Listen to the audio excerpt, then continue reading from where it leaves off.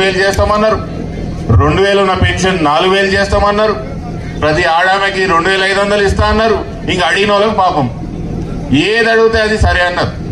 తీరా చూసేవారికి ఏమా ఇప్పుడు ఉన్నదే వాయ ఇప్పుడు అడిగితే ముఖ్యమంత్రి ఏమంటున్నాడు, ఈడ మస్తు లంక బిందెలు ఉన్నాయి అనుకున్నా, మస్తు పైసలు ఉన్నాయి అనుకున్నా, తీరా చూసేవారికి ఈడ ఏం పైసలు లేవు, ఈడ మేము ఇచ్చే పరిస్థితి లేదని ముఖ్యమంత్రి అంటారు.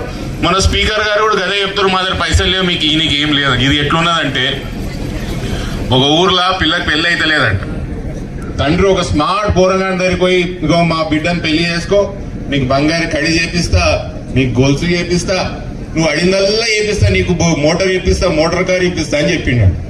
తీరా పిల్లగాడిన మీరు పెళ్లి చేసుకున్న తర్వాత అల్లుడు పెద్ద మనిషికి అడిగితే ఏమే మామ నా కడి ఏమేమా గొలుసు ఏమాయి అంటే, అల్లుడా అప్పుడు సుండికి స్మార్ట్ గా అనిపించిన వాడు ఇప్పుడు నీకు బట్టతలు వచ్చింది